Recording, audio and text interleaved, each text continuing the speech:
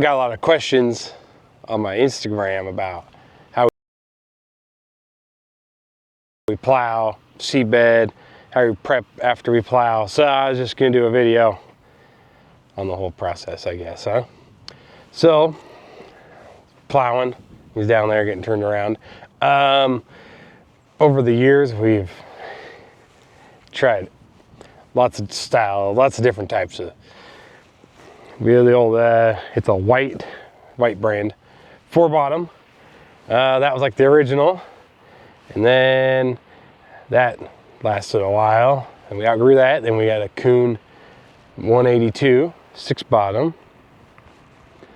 And then that couldn't keep up. So we got a John Deere 3700, I believe, 10-bottom on land.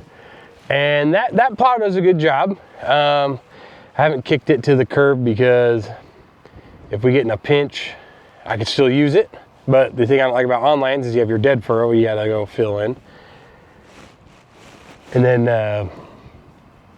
now we have a Kuhn Challenger 10-bottom rollover. So the white 4-bottom you can pull a packer with. The Kuhn 6-bottom, it never had a packer, but we built a hitch for it and pulled the packer, and that was kind of nice because you pull a packer behind it. But yeah, it was a 12-foot Schmeiser packer and it ruined that plow. It's just too much load to be dragging on that main, all the linkage for the side shift, all that, it just ruined that plow. So in the last year we had it, we took it off because we were like, we were just on borrowed time getting by with that plow. And we're like, hey, we're not gonna, let's not expedite the junkyard process. Let's just see how we can get along here. And then we got this Kuhn 10-bottom, but so then after the Kuhn 6-bottom, we got the John Deere on land. You ain't pulling a packer behind that. And so then we got this plow, and you ain't pulling a packer behind it either. So we, so we kind of tried every method on how to do that, and I'll explain that in the next video on what's your pass after you plow. Anyways, so that wait for him to get down here. But in the meantime, we got some cool equipment over here. We got a let's turn this around,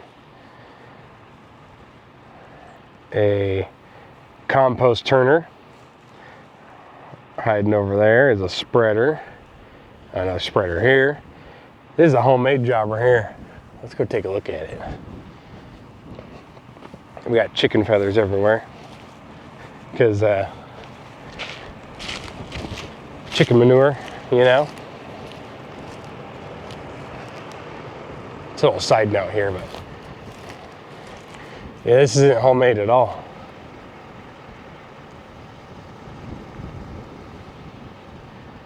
Compost turner. I don't know, I have to figure out who had this, but I'm gonna go with the guy who built it is no longer alive. Very good possibility. But undercarriage there off a dozer. There's a floater thing there. Spreader. I think it just dropped out of the bottom.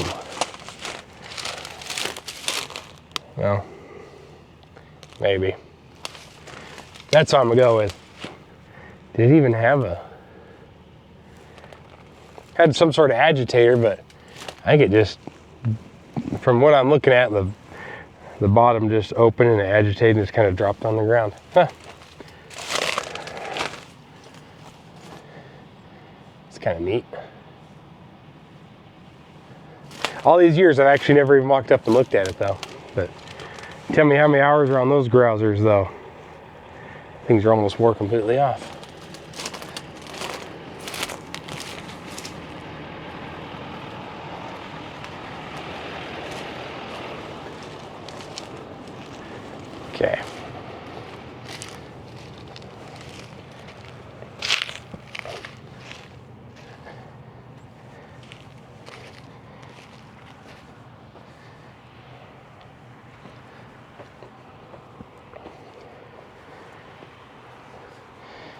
So this tractor isn't exactly ideal. Well, okay, the tractor's ideal to plow with.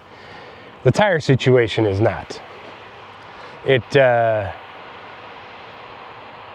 plan would be to put some like 1400 or 1250 LSWs on it to get it narrowed up a little bit, so you're not driving with that outside tire half in your furrow.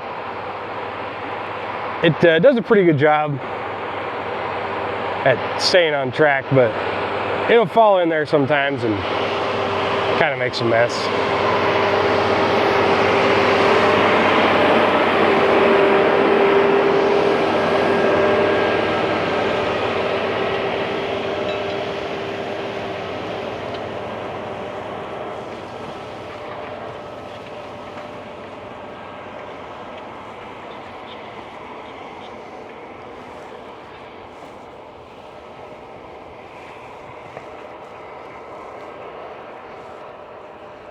It's dusty,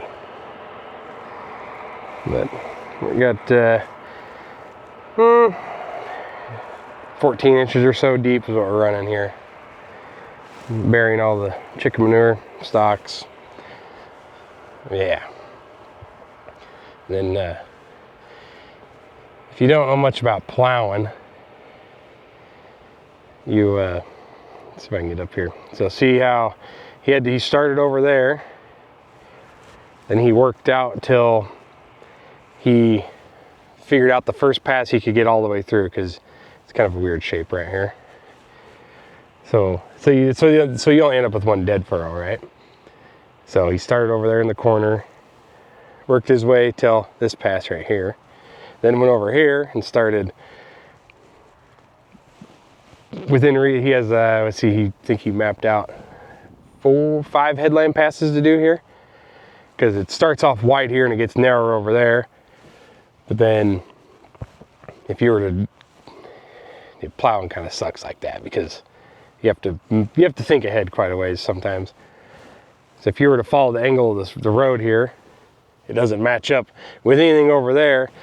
So it's easier it's easier to start with the angle of what's going on over there here, and then just kind of do what you can do here. But anyways, so he started over there in the corner, worked his way this way, and then started there, made it till he got in line with his pass and went all the way through. I don't know if that makes sense or not, but that's what I got. That's what I got on that. So anyways, that's plowing 101, I guess, huh?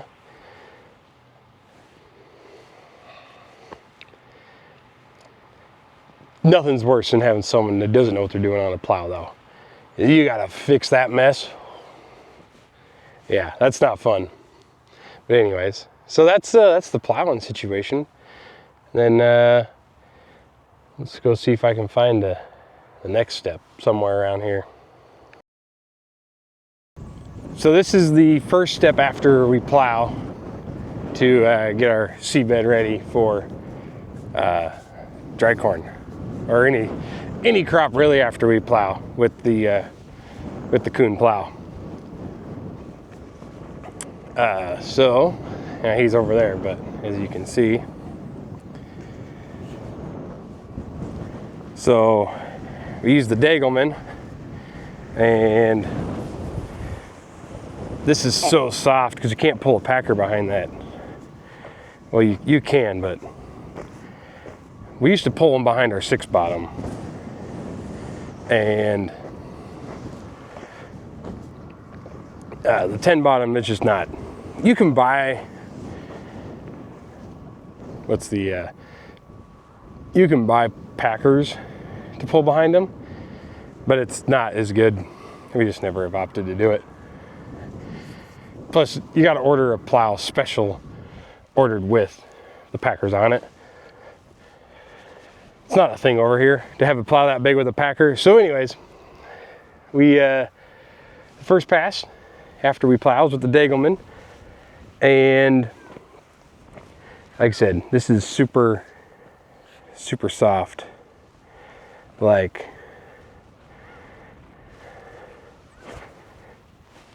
so The first pass you go over just to firm it up, like much better. And then we come in with the seedbed maker, which he's running that. Not today, tomorrow, Monday. Monday we'll be running that. So I'll catch a video of that. But over the years, we've done a lot of different variations of experimenting. What's the best way to do it? This is by far the fastest and the quickest. Same thing. And he does the best job, I feel. We've used a power harrow, a Kuhn power harrow. Did a really good job, but doing tillage with a PTO shaft, that's what a friend told me. He's like, oh, tillage with a PTO shaft? Yeah, expensive. Yeah, very expensive. And slow. But that was probably one of the best jobs it ever did. But it was just painfully slow, really expensive, high wear. So it was like, we got to get across this faster. And you had to do it twice. So like I said, like over the years, we've plowed with no packer, with a packer, with the 6 bottom, the 10 bottom, no packer. And this is the best way. We've tried, like I said, we've tried seedbed making it twice. You couldn't get in here with the seedbed maker and this stuff. It is way too soft right behind the plow. We tried it behind Big Yellow, and we caught it before it happened, but there's failure points in the hitch of that seedbed maker. It would pull so hard, and it was like not worth it. So the Degelman works really good. You're not hurting that Degelman. It's so strong. And we run it, people are gonna laugh at me for this. We're using it pretty much just as a packer here. But like I said, it's so built heavy duty, you're not gonna hurt it. We run all the stops in the front and 5 stops in the rear. So it's going through the field like this, and we're using that rear roller. The discs are still in the front, are still growing in the ground, but it's firming it up quite a bit. And then you can get into this with a seedbed maker, no problem, and not worry about hurting it. So.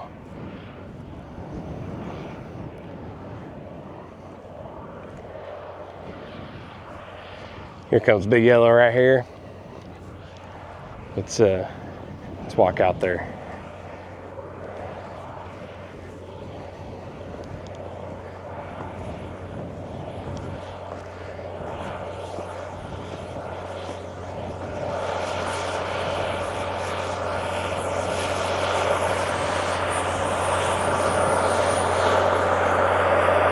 You can still get across the ground pretty quick. You know, he's doing 8 miles an hour.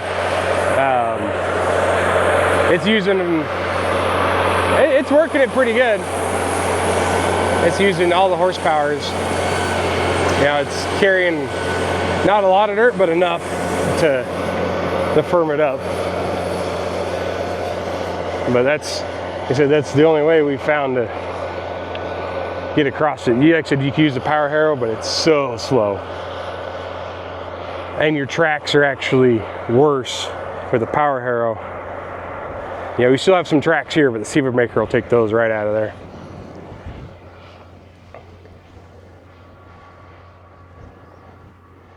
Let's wait for him to go by again.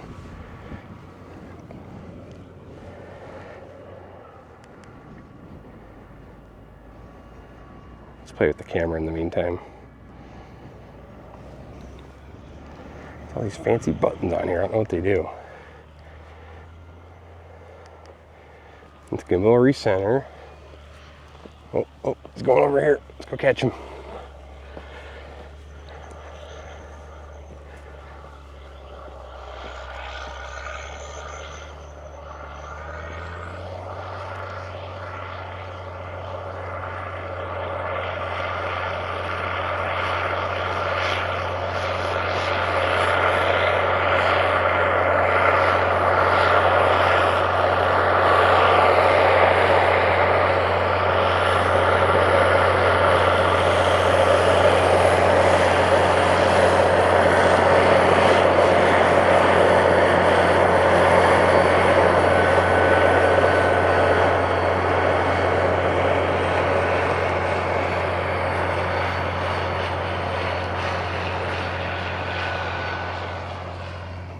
Okay.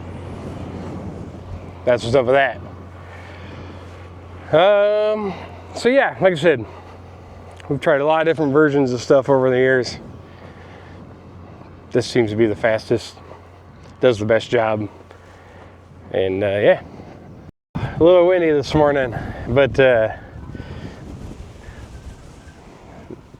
on the last step before we plant. So we're seedbed making. So we've talked about all the different plows we've got, you've used, and like the Dagelman, that step, and we've done that, and how many different things we've used there. And then now we got the seedbed maker, and we're here. So got a little before, you know, when you go through with the Dagelman, you do have some very unevenness because it's so soft. So the seedbed maker, we're just, you can see before and after. So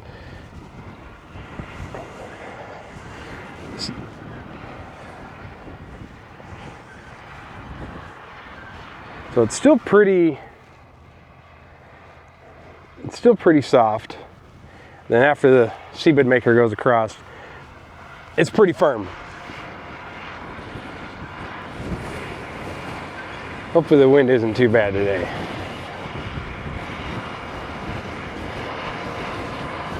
The wind's blowing so hard it won't keep the gimbal straight.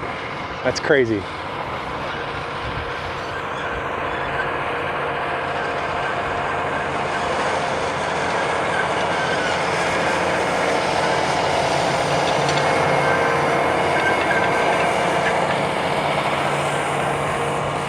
So we got your ring rollers in the front, S-tines in the middle, you have your level pipe, and then you have another set of ring rollers in the back.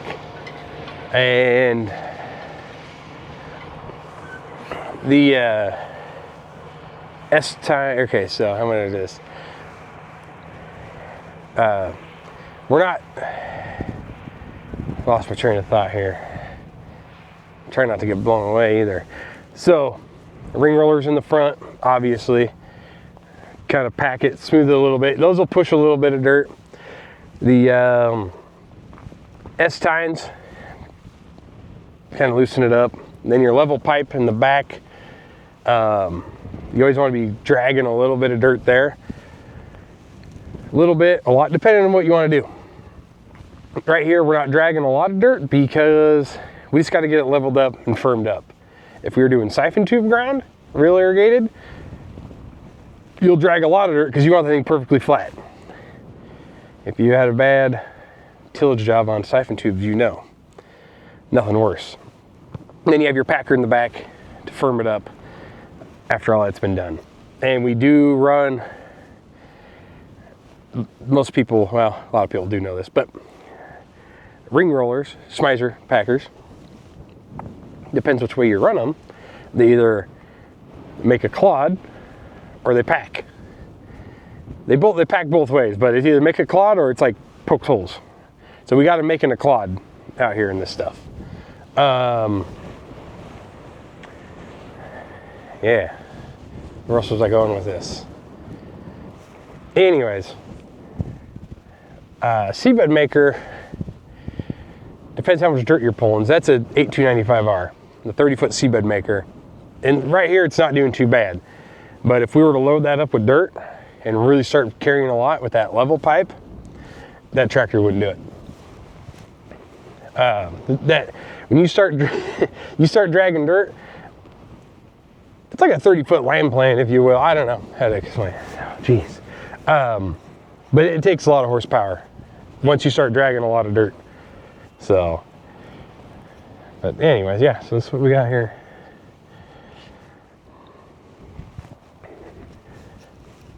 After, before,